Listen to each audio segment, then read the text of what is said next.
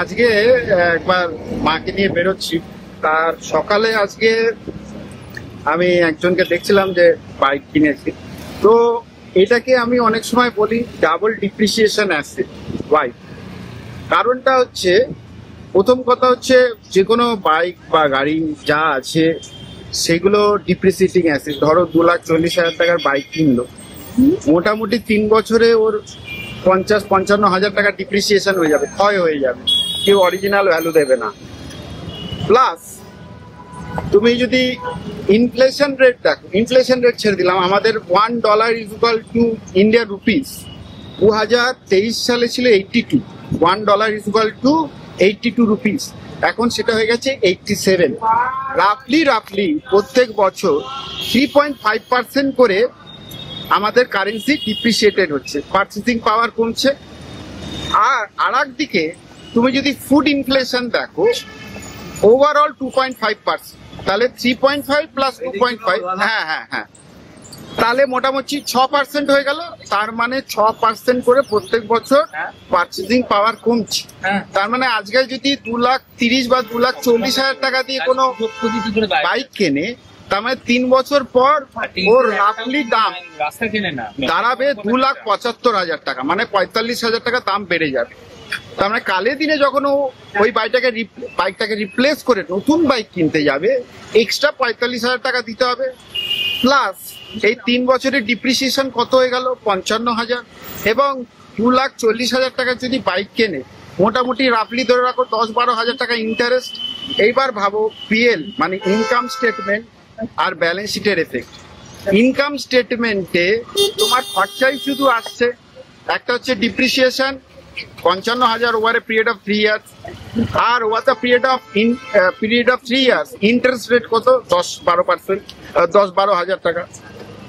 এইবার যখন আমি 3 বছর পর বেচতে যাচ্ছি, 2,30,000 টাকার অ্যাসেটের রেজিস্ট্রে আমি কত পাচ্ছি? 1,75,000, মানে 55,000 টাকা গেল।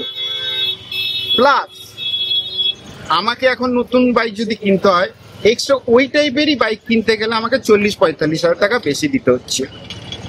তার মানে আমার ক্যাশ আউটফ্লোই হলো। ইন্টারেস্ট কস্ট, ডিপ্রিসিয়েশন, ক্ষয়, কেন অরিজিনাল ভ্যালু কেউ দেবে না যে দামে কিনেছি। আর উপরন্তু সেম বাইক কিনতে গেলে আমাকে এক্সট্রা 45,000 টাকা দিতে হচ্ছে। তার মানে 55,000 আর 45 প্রায় কত হয়ে গেল? 1,00,000 টাকার মতন আমার কি হয়ে গেল? আউটফ্লো অফ ক্যাশ হয়ে গেল over a period of 3 years. Plus যদি ইন্টারেস্ট যোগ করি আরো 10-12 হাজার, মানে 1,12,000 টাকা।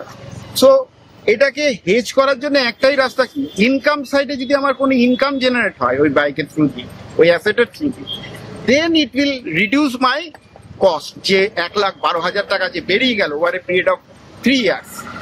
তো আমি মনে করি ইনফ্লেশন যেটা আছে, এটা হচ্ছে গভর্নমেন্টের ইনডাইরেক্ট ট্যাক্স চার্জেস। কারণটা হচ্ছে মানি সাপ্লাই বেড়ে গেলে। মানি সাপ্লাই কেন বাড়বে?